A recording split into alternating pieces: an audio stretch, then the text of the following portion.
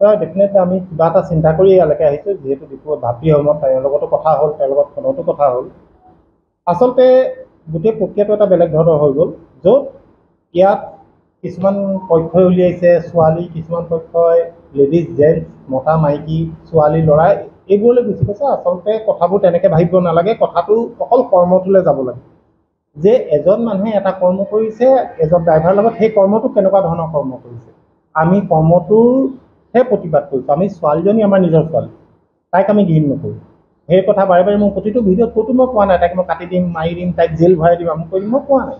তাইক ইমেজ এইটোও কৈছোঁ, তুমি আমাৰ ছোৱালী, তুমি ক্ষমা খুজি দিয়া সেইজনৰ ওপৰত, তোমাতকৈ বয়সত ডাঙৰ, তুমি সৰু হৈ নোযোৱা, মহান হৈ যাবা, আমাৰ মনত পাপ নাই। ছেকেণ্ড কথা, ইয়াত মতা মাইকী কোনো ধৰণৰ কথা নাহে।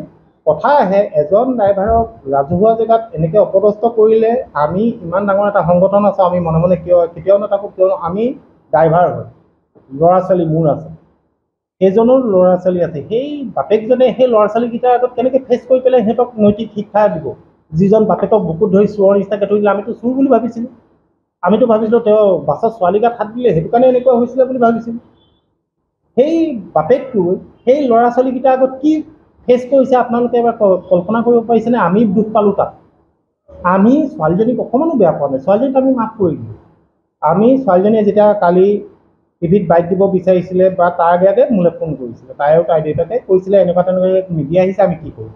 মই ক'লোঁ যে তাই ৰাজহুৱাভাৱে ক্ষমা খুজিলে ভাল হয়, কিয়নো তাই ৰাজহুৱাভাৱে অপদস্থ কৰিছে। আমি তাৰপিছত তাই আমাৰ কথা নুশুনি তাই টিভিত বাইক দি দিলে, ৰাতি টিভিত বাজিলে, তেতিয়াও মই অসন্তুষ্টি প্ৰকাশ কৰিছিলোঁ, কৰি পেলাই কৈছিলোঁ যে তাই য'ত দুখ কৰিছে সেইজনৰ ওচৰতে ক্ষমা খুজিব লাগে। আপোনাৰ ইয়াত কাটিছে, আপুনি কপালত যদি মলম লগাই ভাল হ'ব জানো? কথাটো সেইটোৱে হ'ল ন। কিন্তু আজি ৰাতিপুৱালৈকে আমি গোটেই বাছৰ এছ'চিয়েশ্যনে কথা পাতিলোঁ, সকলোৱে কথা পাতিলোঁ, আৰু ছোৱালীজনীৰ দেউতাকে ৰাতিপুৱাই মোলৈ কান্দি কাটি ফোন কৰিছে, তাইও কান্দি কাটি কথা কৈছে আমাক এৰি দিয়ক, আমাক এৰি দিয়ক। এনেকুৱা লাগিছে যেন আমি বৰ জোৰ জুলুম কৰিছোঁ, বৰ অত্যাচাৰ কৰিছোঁ। মনটো আমিওতো কোমল মানুহ ন, আমি অত্যাচাৰী মানুহটো নহয়, আমি আমাৰ ল'ৰা ছোৱালী আছে, আমি সংসাৰ আছে, আমাৰো অন্তৰ এখন আছে, দুখ লাগিলে অলপ। ইমানটো তাইক আমি ক্ষমা কৰি দিছোঁ। তাই যেতিয়া ইমান কান্দিছে, ইমান তাই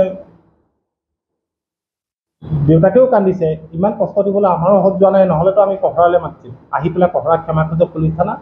ইমানটা আমি চব ক্ষান্ত হৈছোঁ, দীপুকো কৈছোঁ মাফ কৰি দিয়াটো মহান মানুহৰ কাম।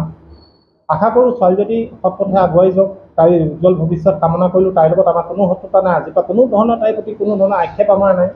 অনাগত দিনত এনেকুৱা কাম কোনো মানুহক নকৰিবলৈ কৈছোঁ। যদি ড্ৰাইভাৰে কিবা ভুল কৰিছে, আপোনালোকে তেওঁক ধৰি পেলাই পুলিচক গতাই দিয়ক, মাৰ পিট দম দাদাগিৰি নকৰিব, কাৰণ আইন আছে, কানুন আছে, আইনৰ ওপৰত একো নাই। আৰু বহুতে কৈছে নেতাগিৰি কৰিবৰ কাৰণে কৈছোঁ, নেতাগিৰি কৰিব মোৰ কোনো চখ নাই, কাৰণ গাড়ী নচলালে মোৰ ঘৰলৈ ভাত চাউল নাযায়। নেতাগিৰি কৰিলে কোনেও মোক পইচা নিদিয়ে, মোক গাড়ী চলাব লাগে। এতিয়া এইটো কামত থাকিলোঁ মোৰ দুদিন গাড়ী চলোৱা, নহ'লে মোৰ লগৰ গোটেইকেইজন ড্ৰাইভাৰ, আমি গাড়ী যদি নচলাওঁ, আমাৰ খোৰাকি নাপাওঁ, আমাৰ ঘৰ নচলে।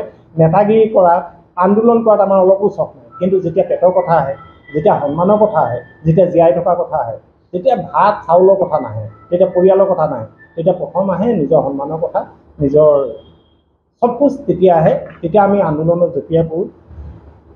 যদি ড্ৰাইভাৰে সমাজত সমমৰ্যাদা নাপায়, তেতিয়ালৈকে আন্দোলন চলি থাকিব। ড্ৰাইভাৰক মানুহ বুলি গণ্য কৰক, ড্ৰাইভাৰ আপোনালোকৰে মাজৰে এজন মানুহ, তেওঁৰ কৰ্মটো হ'ল ড্ৰাইভিং কৰা। তেখেতে যদি ভুল কৰে, তেখেতক লৈ পুলিচ থানাত দি দিয়ক, আইন আছে, কানুন আছে, তেনেকুৱাকৈ তেওঁলোকক চাব। আইন কেতিয়াও নিজৰ হাতত নল'ব, আইন হাতত ল'লে আমি আকৌ এনেকুৱা ধৰণৰ প্ৰতিবাদ কৰিবলৈ বাধ্য হ'ম। ইয়াত বেলেগ কোনো ধৰণৰ কথা নাই। কাৰোবাক আমি ডমিনেট কৰিছোঁ, ছোৱালী দেখি আমি হেঁচা মাৰি ধৰিছোঁ, ল'ৰা দেখি আমি ভয় খাইছোঁ। ইয়াতে একদম থুলমূলকৈ সৰুকৈ এটা কৈ দিওঁ, কেইদিনমানৰ আগতে ভাস্কৰ শৰ্মা নামৰ মাৰ্ঘেৰিটা বিধায়কগৰাকীৰ এখন গাড়ীয়ে, ইঞ্চুৰেঞ্চ নথকা গাড়ীয়ে দেৰগাঁৱত আমাৰ সতীৰ্থ এজনক খুন্দিয়াই মাৰিছিলে। তাতো আমি তীব্ৰ প্ৰতিবাদ কৰিছিলোঁ। এতিয়া কেছ চলি আছে। ত' আমি মাক সকলোতে মাতিম, য'ত ড্ৰাইভাৰৰ ওপৰত জোৰ জুলুম হ'ব, য'ত ড্ৰাইভাৰৰ ওপৰত উপদ্ৰৱ হ'ব। এখন সুস্থ নিকা সমাজ হ'বলৈ আমি সকলোকে ভাল পাব লাগিব। আৰু মই সেইটোৱে বিচাৰোঁ। ইয়াত মোৰ বেলেগ কোনো ধৰণৰ হেৰি নাই। মই এজন ড্ৰাইভাৰ, ড্ৰাইভিং কৰিয়ে চাগে কোনোবা এদিন ষ্টেৰিঙত মৰিম, নহ'লে ঘৰত মৰিম, কোনোবা এদিন প্ৰেছাৰ হৈ মৰিম, ষ্ট্ৰ'ক হৈ মৰিম, আমিও ষ্টেৰিঙতে যাম চাগে। মোৰ লগৰ গোটেইকেইজনৰ জীৱনটো আমাৰ তেনেকুৱাই। কিন্তু যিমানকেইদিন জীয়াই থাকিম, মূৰ দাঙি শান্তিত এখন সমাজৰ একে নাগৰিক বুলি ক'ব পৰাকৈ আমাকো অধিকাৰ দিয়ক, সেইটোৱে বিচাৰিছোঁ। ইয়াত বেলেগ কোনো ধৰণৰ নেতাগিৰি কথা নাই। ইয়াত কেইজনমান আছে, কিবা কিবি ভিডিঅ' বনাইছে, কৈ আছে, মোক কোনোবাই কৈ আছে, সেইবোৰত আপোনালোকে গুৰুত্ব নিদিব, আপোনালোকে নিজে বিচাৰ কৰক গোটেই প্ৰক্ৰিয়াটো। আমি ছোৱালীজনীক ইয়াতে ক্ষমা কৰিলোঁ, তাই আমাৰ নিজৰ সন্তান, তাই উজ্জ্বল ভৱিষ্যত কামনা কৰিলোঁ, তাই যাতে আগন্তুক দিনত কোনো মানুহক এনেকুৱা ধৰণৰ ব্যৱহাৰ নকৰে, আৰু তাই নিচিনাকৈ অসমত যাতে কোনো মানুহে এনেকুৱা কাম নকৰে। যদি ড্ৰাইভাৰে ভুল কৰে ধৰি পেলাই পুলিচ থানাত দিয়ক, যদি ড্ৰাইভাৰে মদ খাই গাড়ী চলোৱা দেখে পুলিচ থানাত দি দিয়ক, আমি মাত এষাৰ নামাতোঁ, কিন্তু আপোনালোকে মাৰপিট নকৰে। আপোনালোকক সেইটো অথৰিটি কোনেও দিয়া নাই পাব্লিকে এজন ড্ৰাইভাৰক মাৰিবলৈ। আপোনালোকে পুলিচ থানাত দিয়ক যে এওঁ মদ খাই আছে। আপোনালোকে এক্সিডেণ্ট হোৱাৰ পিছত কয় যে ড্ৰাইভাৰজনে মদ খাই পেলাই গাড়ী চলাইছিলে, যেতিয়া আপোনালোকে গম পায় তেতিয়াই ধৰক ধৰি এক্সিডেণ্ট হোৱালৈকে ৱেইট নকৰিব, এইটো পাব্লিকৰো ভুল। আৰু বহুত পাব্লিক মই দেখিছোঁ বাছত যায়, লগত বটল লৈ যায়, ড্ৰাইভাৰজনক কয় দাদা বলক এটেক মাৰি ল'ব, তেনেকুৱাও বহুত দেখিছোঁ। এইবোৰ কাম ড্ৰাইভাৰৰ লগত নকৰিব। আমি চবৰে গেৰাণ্টি নিদিওঁ, ইমান ড্ৰাইভাৰ আছে, কোনোবা এজন ড্ৰাইভাৰে মদ খাই দিব, তাৰপিছত এক্সিডেণ্ট কৰিব, মানুহ মৰিব। সেইকাৰণে পেচেঞ্জাৰসকল সজাগ হোৱা উচিত।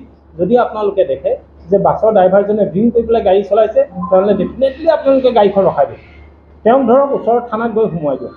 তাৰপিছত আপোনালোকৰ কৰণীয় একো নাই। তাৰপিছত মালিকে কোন ড্ৰাইভাৰ দি গাড়ী নিয়ে বা কেনেকৈ নিয়ে সেইটো মালিকৰ কাম। যদি আপোনালোকে এনেকুৱা ভুলবোৰ সমাজত ঘটি থকা দেখে, আপোনালোকে প্ৰতিবাদ কৰিবলৈ শিকক। মাৰপিট কৰিবলৈ কেতিয়াও নাপায়, কোনো দিনে মাৰপিট নকৰিব, সেইটো ভদ্ৰ সমাজৰ কাম কেতিয়াও হ'ব নোৱাৰে। আৰু ছেকেণ্ড থিং, ইয়াত যিখিনি নিগেটিভ কথা ওলাই আছে যে এনেকুৱা তেনেকুৱা তেনেকুৱা, তেওঁলোককো মই এটা কথা ক'ম, প্ৰথমৰ পৰা শেষলৈকে প্ৰতিটো বস্তু আপোনালোকে চাওক। এজন মানুহক ৰাস্তাৰ মাজত এনেকৈ অপমান কৰাটো উচিত হয়নে এখন সমাজত? যদি হয় বুলি ভাবে তেনেহ'লে আপোনালোকে কৰক তেনেকুৱা কাম, আৰু আমি প্ৰতিবাদ কৰি যাম। ইয়াকে কৈ মোৰ কথা যিখিনি ক'বলগীয়া আছিলে সামৰণি মাৰিলোঁ। দীপুকো বহুত ধন্যবাদ জনাইছোঁ, সি বহুত সহ্য কৰিলে। যিখিনি সময়ত সি উগ্ৰ হ'ব লাগিছিল সেইখিনি সময়ত নম্ৰ হৈ থাকিলে। ইয়াৰ ভদ্ৰ মানুহৰ পৰিচয়। এবাৰ ক'লোঁ তুমি মাফ কৰি দিয়া, সি কৈছে হ'ব দাদা মই মাফ কৰি দিলোঁ। ইয়াতকৈ মহান মানুহ আপোনালোকে পাব। আৰু সেইটো ড্ৰাইভাৰক চুৰ সজাই বুকুত ধৰি ছাগলী চুৰ গৰু চোৰৰ নিচিনাকৈ ৰাখি থৈছিলে, দুখ লাগিছিলে তাত। আমি যদি প্ৰতিবাদ নকৰিলোহেঁতেন নহয়, দীপু সদায় বেয়া হৈ থাকিলেহেঁতেন গোটেই অসমৰ চকুত। সেইকাৰণে আমি এই প্ৰতিবাদ কৰিলোঁ। দীপু সঁচাকৈ ঠাণ্ডা প্ৰকৃতিৰ এটা ভাল ল'ৰা, আৰু মই দীপুৰ উজ্জ্বল ভৱিষ্যত কামনা কৰিলোঁ। আৰু প্ৰতিজন আল্ট্ৰা চালকক আৰু ট্ৰেভেলাৰ চালকক কওঁ, কম্পিটিশ্যন কৰা তোমালোকে, যাত্ৰীৰ জীৱন লৈ পেলাই খেলা নকৰিবা, খেদাখেদি কৰা তোমালোকৰ কাৰণে আমাৰো মাজে মাজে কেতিয়াবা দিগদাৰ হয়। এই কামবোৰৰ পৰা তোমালোকেও সাৱধান হোৱা। কমেণ্টবোৰ চালে তোমালোকে দেখুওৱা তোমালোকক লৈ পেলাই গোটেই ৰাইজ অসন্তুষ্ট। এইটোত তোমালোকে নিজকে সজাগ কৰা, নিজৰ বিচাৰ বিবেচনা কৰা, টাইমমতে চলোৱা। আমি নাইট ছুপাৰ যেনেকৈ চলাওঁ তোমালোকেও তেনেকৈ এটা টাইমত চলোৱা। ইমান খেদাখেদি কৰি নকৰিবা যে মানুহবোৰে ইমান অশান্তি পায়, ইমান ভয় কৰে। ইয়াকে কৈ মই ক'বলগীয়াখিনি ৰাখিলোঁ। কিবা ভুল ভ্ৰান্তি হ'লে মাফ কৰিব, কিন্তু যদি ড্ৰাইভাৰৰ ওপৰত অত্যাচাৰ হয় মই আকৌ মাত মাতিম। Thank U.